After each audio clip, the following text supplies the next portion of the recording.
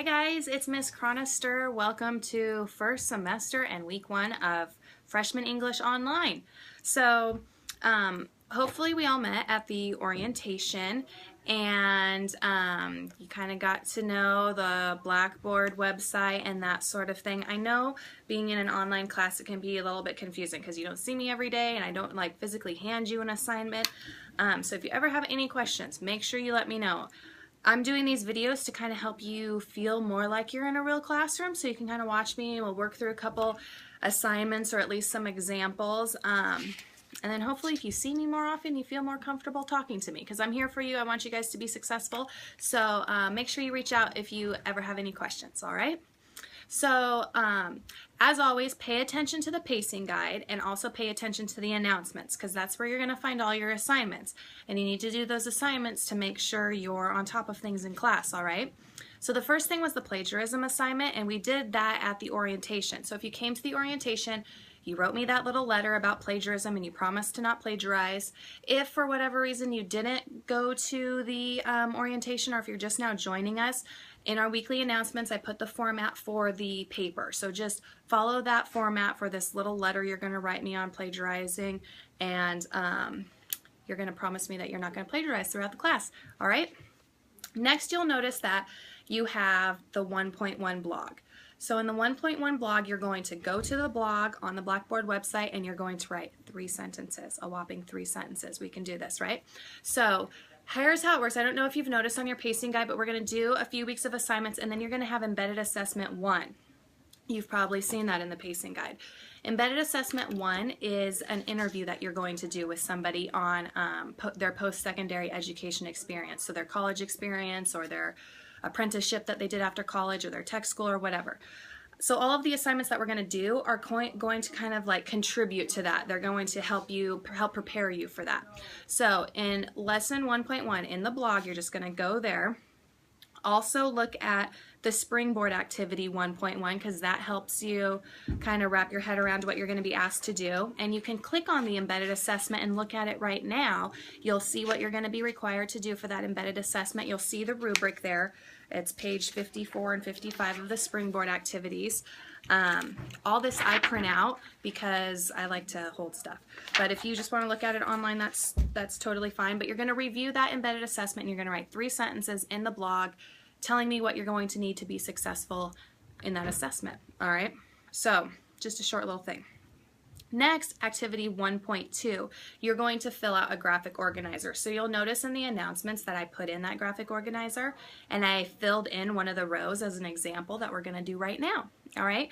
So if you're looking at activity 1.1, it says talking about voice. We all have voice. It's not just like the sound coming out of our mouth, but it's also the way we say things and the way that we put things together when we're writing them. So there's 3 major things that create voice. First is diction. You'll see this on page 5 of your Springboard activities. Diction is just the words you choose to use. All right. Some people use like really fancy vocabulary words. That's diction. Some people use just like ordinary talk like I'm doing now. That's your diction, your word choice. Then there's syntax. Syntax is how you put your sentences together. So some people use short sentences. Some people have really long, elaborate sentences. Some people have different writing styles, and that comes through in the sentence structure. Some people like to create these really beautiful, complex sentences, and some people like to write with shorter sentences. So syntax is just sentence structure. And then imagery, that's my favorite because imagery is the words you use that give you a picture or help you feel like you're actually there. So when you're reading and the author's being really descriptive in terms of like what something looks like or what something smells like or feels like, that's imagery. All right, we're going to look at these 3 things as we read through these speakers. So your job in activity 1.2 is to read these different speakers talk about pizza. So you'll notice in my graphic organizer, I've got speaker 1, speaker 2, speaker 3, and all those are blank because those are the ones you guys are going to do. But we're going to do speaker 4 together. So if you look in your 1.2 assignment in the Springboard work, you'll see speaker number 4 on page 7. All these speakers are talking about pizza, but they talk about pizza differently. So I'm going to read what this guy said about pizza. Listen to how he talks about pizza though, all right? Pizza is like one of the basic food groups, right? I mean, dude, who doesn't eat pizza? Me and my friends order it like every day. We usually get pepperoni, and it's great when they're like covering the whole top. Dude, hot steamy pizza dripping with cheese and loaded with pepperoni is awesome. All right, so this guy, that was his little blurb about pizza. Not burp about pizza. So you'll notice I filled in the speaker for on the announcements because I wanted you guys to see what I want you to do. So I'm going to try to put examples on here because I don't just want to like give you guys an assignment. I want you guys to be taught. I'm a teacher, so I'm going to teach you. So if you notice, I filled in speaker number 4. You've got a few different columns that you're going to fill in. The first one is inferences about the speaker. So what can we infer about this guy? Well, I can infer that he's probably like high school, college age boy because he kept saying dude, and he's speaking really like conversationally, kind of like guys or kids talk to each other. So that's kind of what I put for the inference. The next column is diction. So remember, that's word choice. What words does he use? So very informal talking, right? He used dude a couple times. He used like a couple times. So very informal in the word choice. For syntax, that's his sentences. Most of his sentences were pretty short. Even the 2 last sentences, those were a little bit longer, but notice he just kind of put 2 smaller sentences together with a fanboy, coordinating conjunction, and. So his sentences aren't very complex at all. He doesn't sound very complex at all. And imagery. He actually did have some pretty cool imagery. He talked about the steaming hot pizza, so you can kind of see the steam coming off the pizza. You get that it's hot pizza. And then he also said pizza dripping with cheese. You know when you pick up a slice of pizza and the cheese is like dripping off of it. So I'm getting a picture there. So some good imagery there. And with that diction, syntax, and imagery, the last column says tone. We can use all that stuff to make a judgment. What is his tone? What is his point of view on pizza? What is his attitude like towards it? Clearly this guy loves pizza, right? He should probably get out a little bit more because there's more to life than pizza, but he's obsessed. So I filled in those columns there. I want you guys to do the same with the other speakers. So there's speaker 1, 2, and 3. It starts on page 5. It starts on with the first speaker. You don't have to do anything on activity 1.2 except fill in that graphic organizer, okay? So I know sometimes there are other, like there's quick write for number 1. You don't have to do that. Just do the graphic organizer. So just do what I put in the announcements and what it says on the pacing guide, all right? So that's 1.2. 1.3, we're going to read an excerpt from this book that I love. I don't know if you've read Speak, but it is such a good book. All right, so while we read, we need to kind of have like an internal dialogue going on in our head. We need to be kind of interacting with the text. So when we read something, you have to stop and think, what's going on here? Make a prediction. If I were in this character's shoes, how would I feel? So we're going to do a double entry journal. You'll notice in the announcements that I've got a double entry journal there for you. And I've already filled in the first 2 columns just to show you guys what I'm expecting, and we'll kind of go over that right now. And then I want you guys to do the following 3, all right? So when we read, it gives us some like sentence stems that we can have in our head. So if you look on the first page of activity 1.3 that says narrative voices, it says if you're having trouble thinking of what to write, think of or use these stems. I really like or I dislike this part because, and then you'd fill it in. Or I wonder why, or the diction or imagery here creates a tone of what. So these are all stems that you guys can use in the graphic organizer that you're going to fill in. So we're going to do this double entry journal where we're going to look at what the text says and then we're going to write down what we're thinking. So I'm going to read through this, and because it's just short, so you can kind of read with me. I know some people don't like to read. It's easier to be read too. So this is from Speak, a portion called Spotlight. It says, I find my locker after social studies. The lock sticks a little, but I open it. I dive into the stream of 4th period lunch students and swim down the hall to the cafeteria. So already I'm thinking, and if you notice in my double entry journal, I wrote an excerpt. I wrote that excerpt from the story. And then I wrote, this reminds me of walking through the halls. I mean, it probably reminds you too, walking through the halls in a high school. You have to dodge everybody and walk around everybody. It also reminds me how my students always ask me to leave for lunch early if it's 4th period because they want to dodge all those lines and get down to lunch. So This part of the text is reminding me of something, and I wrote that down in my double entry journal. That's what you're going to do as you continue to read. I know enough not to bring lunch the first day of school. There is no way of telling what the acceptable fashion will be. Brown bags, humble testament to suburbia, or terminal geek gear. Insulated lunch bags, hip way to save the planet, or a sign of an over-involved mother. Buying is the only solution, and it gives me time to scan the cafeteria for a friendly face or an inconspicuous corner. The hot lunch is turkey with reconstituted dried mashed potatoes and gravy, a damp green vegetable, and a cookie. I'm not sure how to order anything else, so I just slide my tray along and let the lunch drones fill it. The 8-foot senior in front of me somehow gets 3 cheeseburgers, french fries, and 2 ho-hos without saying a word. Some sort of Morse code with his eyes, maybe. Must study this further. I follow the basketball pole into the cafeteria. I see a few friends, people I used to think were my friends, but they look away. Think fast, think fast. There's that new girl, Heather, reading by the window. I could sit across from her, or I could crawl behind a trash can. Or maybe I could dump my lunch straight into the trash and keep moving right on out the door. The basketball pole waves to a table of friends. Of course, the basketball team. They all swear at him, a bizarre greeting practiced by athlete boys with zits. He smiles and throws a ho-ho. I try to scoot around him. Thwop! A lump of potatoes and gravy hits me square in the center of my chest. So this is actually the second one I wrote down.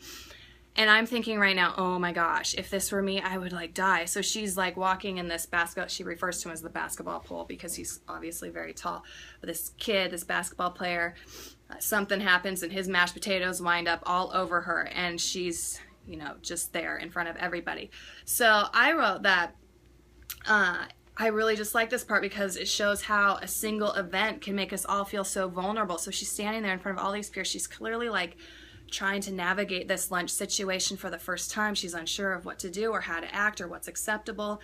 And this event is not going to make it any easier, right? This is just going to make it worse. So she probably feels just so alone, so small, like she's just, ugh, what an awful situation. So I wrote that down there in my reaction. You're going to continue to do this with other parts of the text, but I'll continue to read here. It says, all conversation stops as the entire lunchroom gawks, my face burning into their retinas. I will be forever known as that girl who got nailed by potatoes the first day. The basketball pole apologizes and says something else, but 400 people explode in laughter and I can't read lips. I ditch my tray and bolt for the door. I motor so fast out of the lunchroom, the track coach would draft me for varsity if he were around. But no, Mr. Neck has cafeteria duty, and Mr. Neck has no use for girls who run the 100 in under 10 seconds unless they're willing to do it while holding onto a football. Mr. Neck. We meet again. Me. Nothing. Would he listen to, I need to go home and change, or did you see what that bozo did? Not a chance. I keep my mouth shut. Mr. Neck. What do you think you're going? Or where do you think you're going? Me. Nothing. It is easier not to say anything. Shut your trap, button your lip, can it? All that crap you hear on TV about communication and expressing feelings is a lie. Nobody really wants to hear what you have to say. Mr. Neck makes a note in his book. I knew you were trouble the first time I saw you. I've taught here for 24 years and I can tell what's going on in a kid's head just by looking in their eyes. No more warnings. You just earned a demerit for wandering the halls without a pass. So there's her first day at lunch. Poor girl. So I want you guys to go through here and complete this double entry journal that I have here in the announcements, or you can get to it with the Springboard activities. But I want you to at least put in 3 other pieces from that text. So just give me a short phrase from the text and what your reaction was to it in the analysis question opinion side. All right, so that's what you do for activity 1.3, and that's all you do for that activity 1.3. I know there are other questions, but don't worry about it. Then there's this other 1.3 document. So there's 2 1.3s. I know that's a little confusing, but the other 1.3 document is about those clauses and those sentences and how to use sentence structure. So we were talking about syntax, and there's 4 main different types of sentences.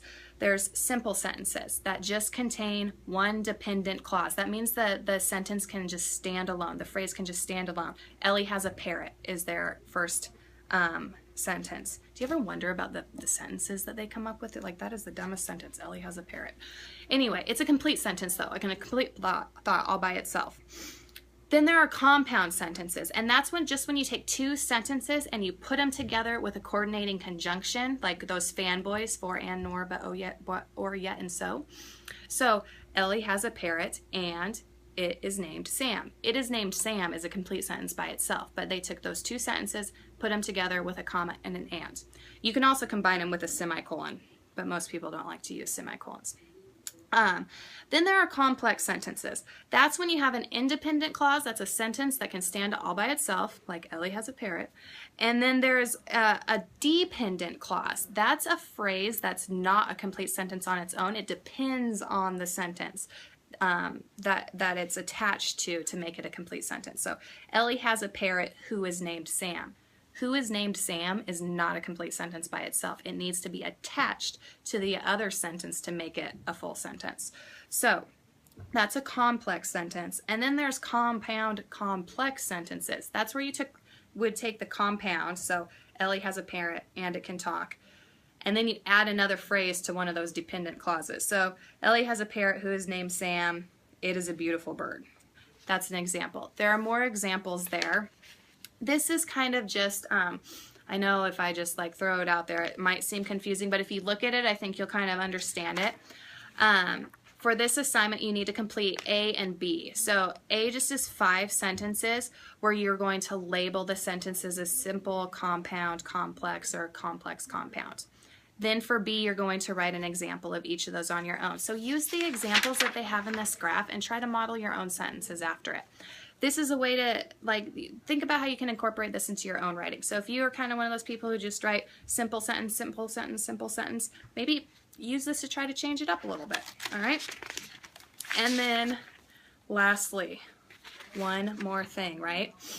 And then your assignments this week will be over. So you have your 1.4 activity. That's on parallel structure. So parallel structure just means that you are using the same phrase in the same way over and over. So if you have a list like this, my guinea pig eats nuts, seeds, and lettuce leaves. Notice how all of those nuts, seeds, and lettuce leaves, they're all plural. You wouldn't say my guinea pig eats nuts, seeds, and she drinks water. Or, actually that might be okay. But that was a bad example, I'm sorry. But you wouldn't change it to like past tense or something. You want to keep the same tense. You want to keep the same phrase, the same wording in your list. So I wouldn't say, I like to fish, I like to swim, and skiing. That, like, the skiing is an ing word where the other ones were to swim, to fish. That's a better example because I came up with it myself. I didn't look at the book. So you're going to go through on activity 1.4. There's a section called Check Your Understanding, and there's 4 sentences there. The first one says, Mary likes hiking, to swim, and to ride a bike. Those phrases don't match because you've got hiking, ing word, to swim, and to ride a bike, both to ride, to swim. So you're going to fix that and make it so the parallel structure is all the same. So you'd probably fix hiking to say Mary likes to hike, to swim, and to ride a bike. Or you could say Mary likes hiking, swimming, and riding a bike.